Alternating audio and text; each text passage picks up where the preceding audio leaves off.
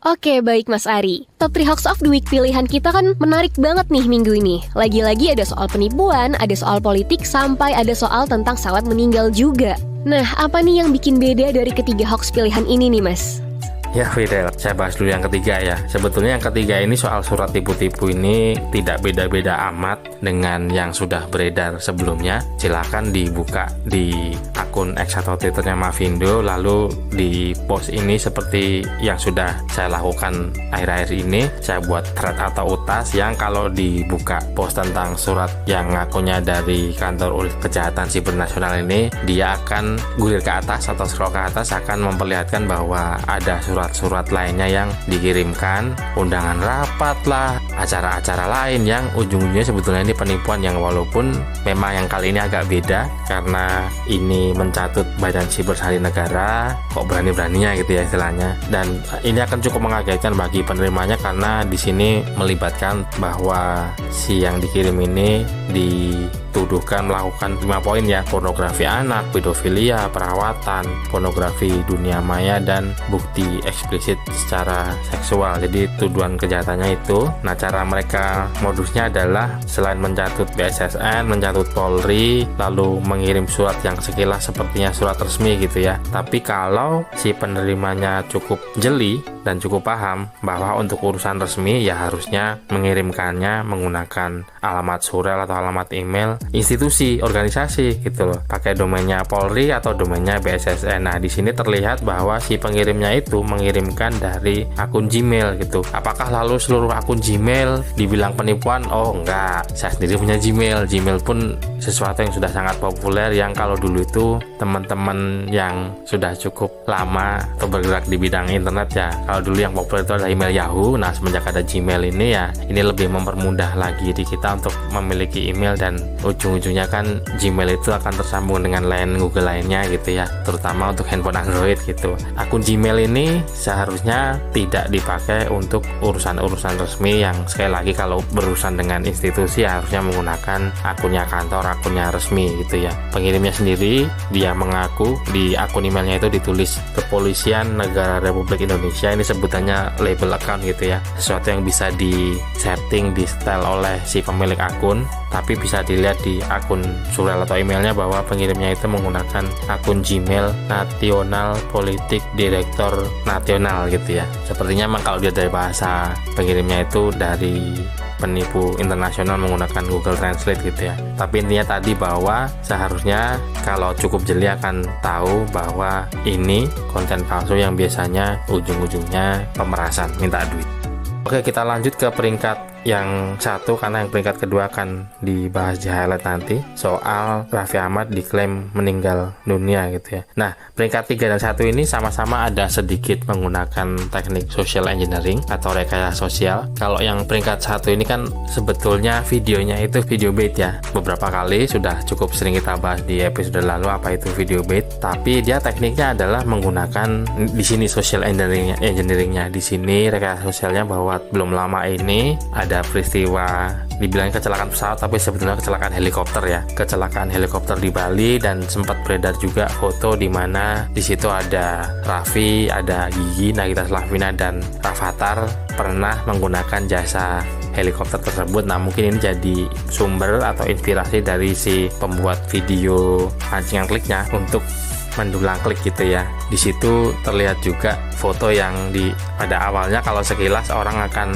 tidak ngeh, tapi pada saat saya lihat di situ kelihatan bahwa ini yang peristiwa di Bali, tapi kok anehnya tulisannya kebalik gitu ya. Harusnya Bali, tapi di badan helikopternya itu tulisannya Ilap. Nah, itu adalah salah satu teknik untuk mempersulit pemeriksa fakta mencari faktanya, karena dibalik orientasi fotonya. Normalnya itu dari kiri ke kanan. Waktu itu saya ikutan meriksa dan menemukan gambar aslinya, lalu berhasil membuktikan bahwa gambarnya itu dibalik atau flip dan ditambahkan di gambar pratinjau atau thumbnail videonya. Tadi sempat saya singgung bahwa berita-berita berkaitan dengan selebritis, figur publik itu cukup menarik perhatian, termasuk berita berkaitan yang klaimnya itu bilang bahwa si figurnya itu meninggal dunia. Itu sesuatu yang masih menjadi banyak perhatian oleh masyarakat. Setidaknya ikut turut mengucapkan selamat berbelasungkawa, tapi sudah cukup lama bahwa itu jadi modus. Termasuk sayangnya ya, kita ini kan kalau di handphone bisa menyalakan notifikasi dari situs-situs yang kita kunjungi, atau ada juga menggunakan aplikasi pembaca berita news aggregator ya. Yang salah satu tekniknya sayangnya ada media yang sengaja mengambil foto si figurnya, ada juga si aplikasi news aggregatornya itu ikut meneruskan,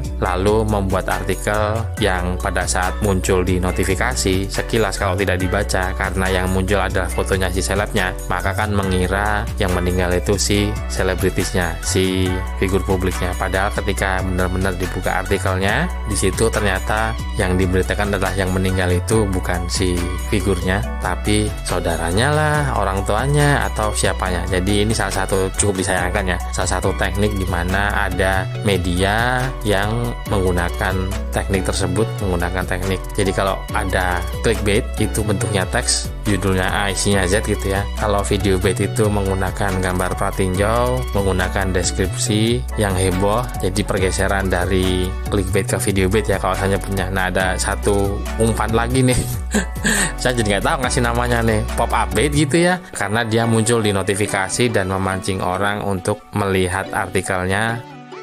Oke, baik Mas. Dan dari ketiga hoax yang udah kita bahas tadi, mana nih yang mau disoroti lebih detail? Mungkin ada pesan untuk netizen terkait hoax yang lagi banyak beredar nih Mas?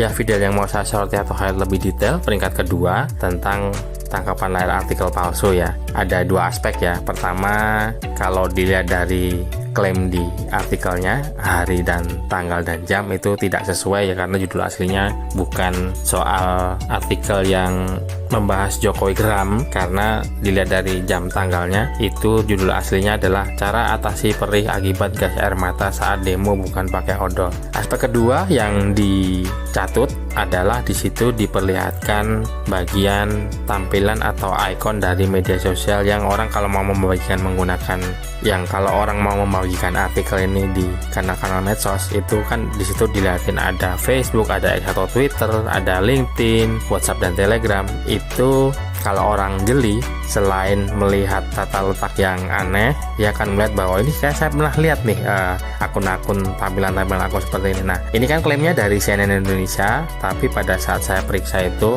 logo akun-akun medsos yang dicantumkan itu sebetulnya bukan format tampilan dari yang biasa tampil di situsnya CNN Indonesia. Di situs mana tampilnya? Itu tampilnya di situsnya tribunnews.com. Jadi artinya di sini yang dicatut ada dua, ada CNN Indonesia, ada juga tribunnews.com gitu. Tapi sekilas orang tentu saja akan lebih memperhatikan judul catutannya karena di situ kelihatan cukup gede ya. Ada bannernya CNN Indonesia dan sekilas yang enggak cermat akan mengira bahwa ini betul-betul dari CNN Indonesia. Jadi sekali lagi yang dicatut ada dua sebetulnya.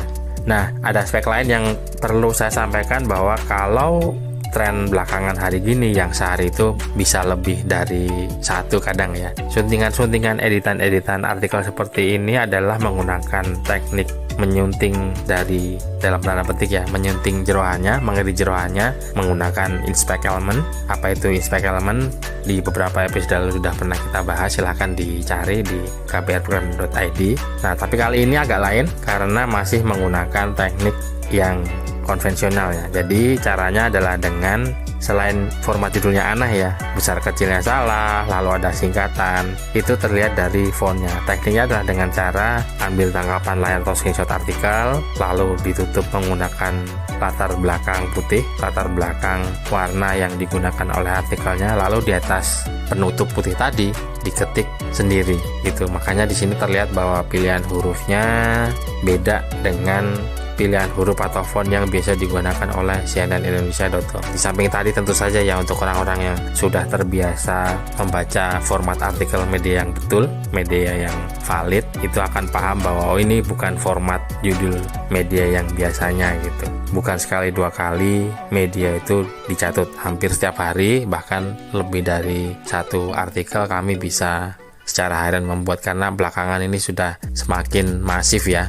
yang walaupun orang yang paham dengan teknik pelintiran seperti ini pada saat menerima tangkapan layar atau screenshotnya, mereka akan nanya linknya mana, tautan aslinya mana, biar bisa dibaca langsung. Nah, tentu saja si penyebarnya tidak akan berani karena ya aslinya tampilannya berbeda seperti tangkapan layar hasil suntingan yang dia atau mereka sebarkan gitu. Tapi intinya tadi bahwa harus waspada karena sampai sekarang pun masih ada orang-orang yang saya nggak paham ya, entah karena betul-betul percaya bahwa yang mereka sebarkan itu betul-betul percaya dengan hoaxnya, percaya bahwa hoax yang mereka sebarkan itu artikel yang ada, atau sebetulnya memang sudah tahu. Tapi ini poin pentingnya, bahwa ada orang-orang yang terpicu, jadi bukan fokus, bukan membahas ke perisah faktanya, kan sudah diklarifikasi kan gitu, bahwa terbukti ini hoax, terbukti artikelnya nggak ada. Tapi karena teknik penyebarnya itu menggunakan menunggangi isu yang sedang menjadi tren atau trending, mereka teralih perhatiannya bukan terklarifikasi, bukan lalu paham bahwa ini artikelnya tidak ada, tapi justru terpancing untuk membahas isu yang sedang ditunggangi. Jadi harusnya sudah selesai karena sudah diklarifikasi, tapi karena fokusnya teralih oleh teknik si penyebar hoax yang sedang menunggangi isu yang sedang trending, lalu justru terpancing untuk ikut membahas isunya gitu. Yang mungkin oleh si penyebarnya itu ujung-ujungnya adalah engagement-nya. Dia sengaja mengambil tema itu untuk meningkatkan interaksi atau engagement di akunnya biar ngetop di medsos. Tapi orang-orang yang terpicu ini cenderung akan fokusnya teralih dan cenderung jadi emosional. Jaga emosi, tahan jari, verifikasi sebelum dibagi.